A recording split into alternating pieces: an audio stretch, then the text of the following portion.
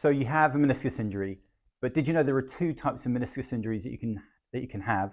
And in today's video, we're going to be talking through the second one, and that is the degenerative meniscus tear.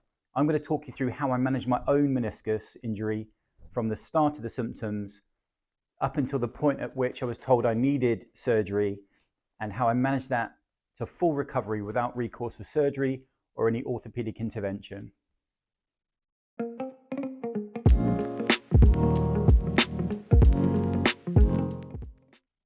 Hi, I'm Mike and welcome back to the channel. I'm a chartered physio based here in the UK, and the purpose of this channel, my brand new channel, really is to distill as much information as I can, as much as I've learned over a 30-year career, into helping you become the fittest and healthiest versions of yourself that you can be. And in today's video, we're going to be talking about the degenerative meniscus tear. So really, what we need to discuss very briefly is what is a meniscus tear. So I've got my model here of the knee, and we're just going to be talking through what the meniscus is. So here's the knee joint, and you can see these blue discs on either side of the knee, and those are your meniscus. So they really are two C-shaped fibrocartilaginous bits of cartilage which sit on either side of the knee here. It's on top of the tibia, the shin bone, and its role is really to help shock absorb the knee, the pressures that come through the knee, and to take that load that comes through the knee and dissipate it equally across the knee joint. It also helps for the knee to move, so it provides the congruence, the kind of lovely layering on top of the tibia for the shin bone and the femur, the thigh bone, to move equally across the joint surfaces.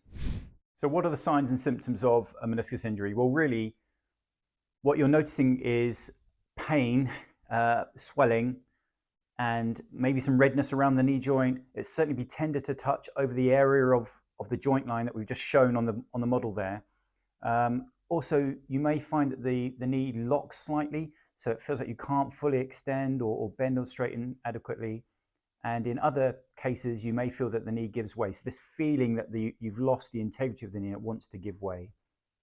So that can happen with both the acute and the degenerative tear. As mentioned before, the acute, the symptoms come on quite quickly. So you do the injury, the symptoms arrive. With the degenerative tear, what we tend to see is the injury develops slowly over time. So your symptoms develop slowly, but they still reach this crescendo of pain, discomfort, swelling.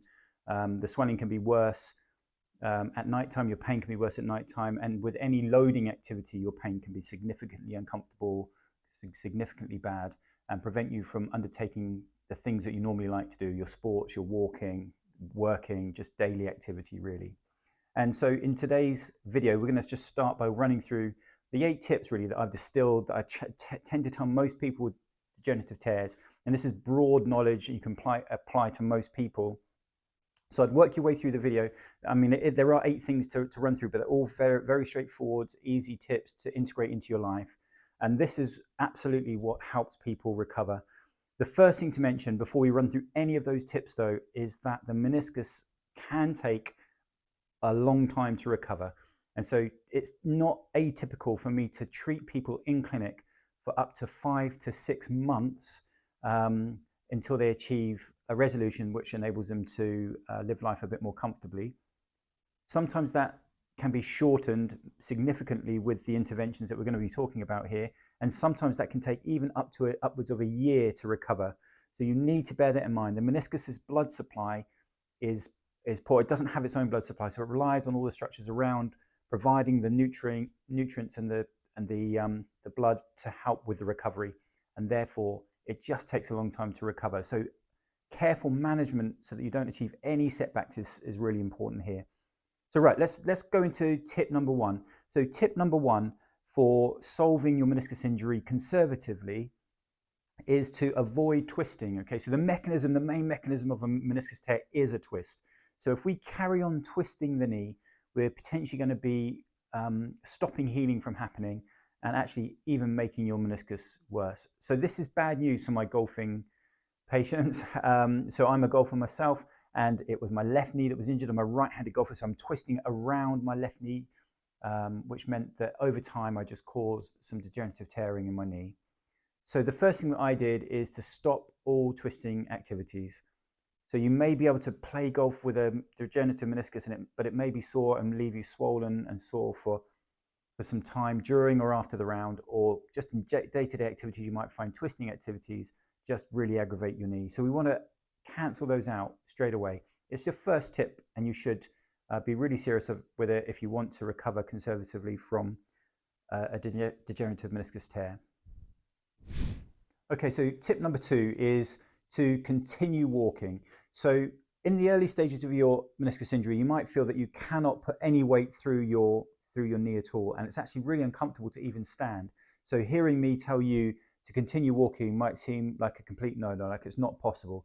So I'm not saying that within your first few days of injury you need to get up on your feet and march around. I'm not saying that. Initially we need to manage your pain. Okay, so we need to let your knee rest and recover for a few days, and then to get back on your feet if your pain allows you to do so, and just do some gentle walking. So we help the knee to regain its load-bearing structure. That's what the meniscus does. It accepts load. So we want to introduce load back into the knee as soon as we can within the boundaries of our pain. And it really will help with the recovery, and also help with some blood flow. It'll help to lessen the pain over a period of time as well, and reduce joint stiffness. So tip number 3 is a little bit different to tip number 2, but it follows the same route really. So tip number 3 is to keep the knee moving. So really, if you are office-based or you sit down a lot for your job or throughout the day, we don't want to let that knee stiffen up too much. So I recommend that my patients move their knee. So just bend and straighten is fine. So just bend and straighten at least 20 times for every hour of the day that your eyes are open. So I'm not suggesting you get up out of bed and do this during the middle of the night, but during the day we want to keep that knee mobile. What that will do is it will help to reduce some of the swelling on the knee. It will also have pain relieving properties. And again, we're just searching to just try and reduce that joint stiffness. And we're also trying to keep the muscles active throughout that movement. So gentle movement like that, non-weight bearing. So just sitting, bending, straightening the knee, or flexing and pushing down the ankle. So dorsiflexion, plantar flexing your ankle is also a good one. And that will really help with the recovery, the stiffness, and the swelling. So tip number 4 is to keep the quadriceps, the muscles at the front of your thigh, and your glutes, the muscles within your bottom, as strong as you can. This is really important because we need to increase the integrity of the muscles around the joint in order to give it stability again. So often what I see with really painful meniscus injuries is that patients tell me that the knee's going to give way. They feel as if the knee's going to give way. Now often that's not because the structure of the knee is massively at risk, but just that the pain going through the knee gives this feeling that the muscles can't quite control what's going on. So it gives this feeling as if the knee is going to give way. So by increasing the strength of your quadriceps, the muscles that surround the knee, will reduce that. And by increasing the strength of your gluteals, the muscles that kind of control stability when you stand and help place the foot in the right position when we walk or run, this will help mitigate that. And again, the gentle quadriceps strengthening exercises will, as a secondary effect, start to reduce your pain again, and they will also help to pump that fluid off the knee over time. So it's a really important aspect. Crucially, we need to match the type of exercise that you're doing to the stage of your meniscus injury. So in the acute stages, when you start to notice this increase in pain, swelling, reddening of the joint, and it's really uncomfortable, at this stage, we need to be taking the exercises quite simple. So if you go back to the previous tip when I was asking you to keep the knees moving, that's what we'd start with. And then within a few days, hopefully be able to do some exercises just to gently strengthen your glutes. So think about buttock squeezes and things like that in initial stages, or bending and straightening throughout the knee. That's a good one to do. At this stage of the injury, we're also looking not to take the knee into full extension, so locking the knee out completely. And we also don't want to take it into full flexion, which is kind of a complete bend of the knee, and unless your pain allows you to do so. So I advise you not to do this, because in these extremes of range, you may pinch the meniscus or put some extra pressure through it, which could just increase your pain again and reduce your time to full resolution. As your pain starts to settle and the acuteness of those symptoms start to get a little bit better, you may look to increase your strengthening activities. So with my particular meniscus injury, I'm I'm not ashamed to say that I got the exercising side of things a little bit wrong at the start. So I'm quite a strong guy, so I kind of bypassed some of the initial stages. So I didn't take my own advice at the early stages, but I soon rectified that. And I started to work with some glute bridging, so lying on your back with the knees bent, just lifting your bottom up off the bed. I started to do some wall sits, so back against the wall, just gently sliding down and holding that position for 10 to 15 seconds. And then I increased the time as I found that more comfortable. And then I progressed that into some gentle partial squats and then into fuller squats as the pain started to recede. And then as the pain really started to recede, then I was able to take the knee through a much bigger range of motion with the strengthening exercises. So that leads us on quite nicely to tip 5, and that is to maintain the flexibility of the joint. So we know that the muscles that cross the joint are the quadriceps at the front, the hamstrings at the back, and the calf muscles lower down in your shin. All those 3 complex groups of muscles cross the joint, so they can have a direct impact on the flexibility of the joint. When we have an injury like a meniscal tear, the muscles can tighten up around the knee joint, and that happens because we tend to move less. There's a pain response which makes the joints kind of stiffen up generally anyway. So for the first few days of your meniscal injury, I've advised you to keep the knee moving. I've also advised you to do some gentle strengthening exercises. And then as the pain starts to settle, and we're just talking about within the first 0 to 14 days, I then want you to start to take the knee into more deeper stretching positions as pain allows. We're still avoiding full extension and full flexion in the early stages, but then as your pain starts to settle, then you can start to take the joint through its full range of motion. So you want to be mobilizing the hamstrings at the back, as I say, the quadriceps at the front, and the calf muscles. So an example of that would be a gentle hamstring stretch with holding the knee and putting it back in towards you, or a quadricep stretch, which is taking the foot behind you and just pulling back on your leg, heel towards your bottom. Or a calf stretch would be hands against the wall, just one foot in front of the other, just pushing the front knee forwards. So you feel a calf stretch at the back. So I've talked about these exercises on my website in a blog that I wrote about my own journey, and you feel free to have a look at that if you like. I'll put a link in the description at the bottom of this video if you'd like to have a look at those as well. So tip number 6, and a tip that really helped me and has helped a lot of my patients, is at nighttime when you're sleeping, if you are a side sleeper, please place a pillow between your knees, because what it will do for you is will reduce the twist. As we sleep, our knee will drop forwards over the other one. It will create this twisting mechanism. So we said right at the start that tip number 1 was to avoid twisting, and this is what this tip is about, avoiding that twist. If you aren't a side sleeper, or the pain is so bad that you just can't sleep on your side anyway, you may find that you're lying on your back. In those instances, I'd like you to place a pillow underneath your knees just for the first few weeks. So your knees are in slight bend, they're not going into full extension. As we've mentioned before, that can be harmful to the meniscus, and it will help you gain a better quality of sleep, help with your recovery, and hopefully help with the pain as well.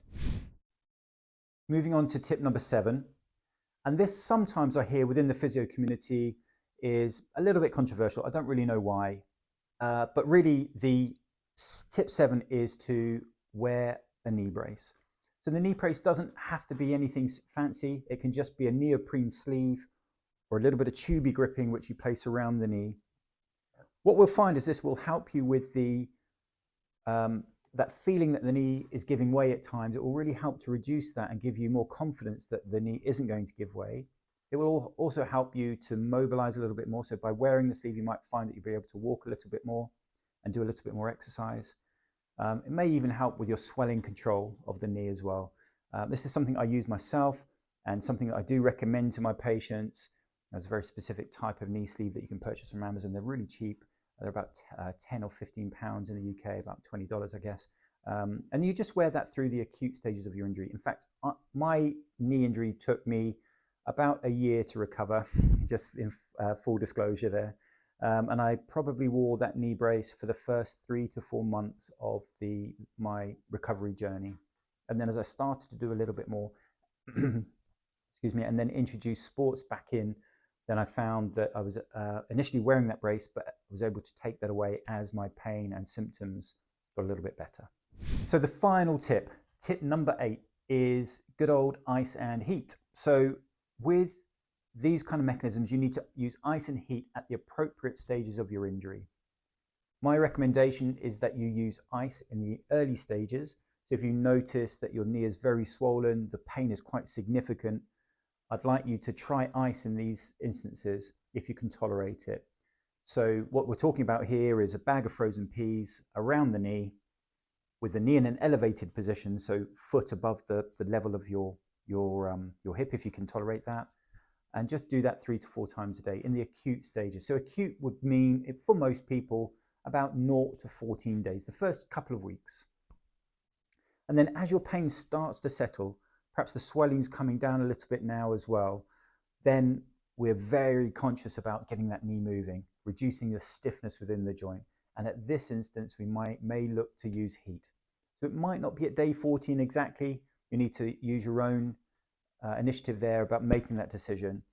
But at day 14 or so, 2 to 3 weeks in, perhaps you want to be applying some gentle heat to the knee to help with the mobility.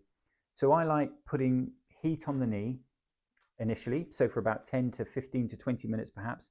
Just think about heat packs or hot water bottle, things like that.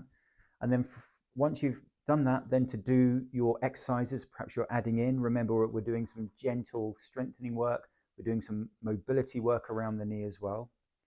And that just helps unstiffen the knee to prepare you for the exercise ahead and helps the blood move around the knee a little bit more, a little bit better. So this is how I healed my meniscal injury. These exact 8 tips are what I used to take my knee from excruciating pain when I stood or walked. I was unable to play golf or walk the dog or any of those activities. And I was able to achieve full recovery by following these 8 tips so that I am now completely pain-free and symptom-free at all. As I said right at the start of the video, I was advised to have meniscal surgery, but I've thankfully managed to avoid that completely. And it's also how I've helped literally hundreds of people that I've seen over my sort of fairly long career manage their knee conservatively, and I know it will work for you too. So if you've liked this video, I'd really appreciate it if you could click on the like button. I'm going to be producing a lot more content like this, so please consider subscribing as well. And yeah, I look forward to seeing you soon.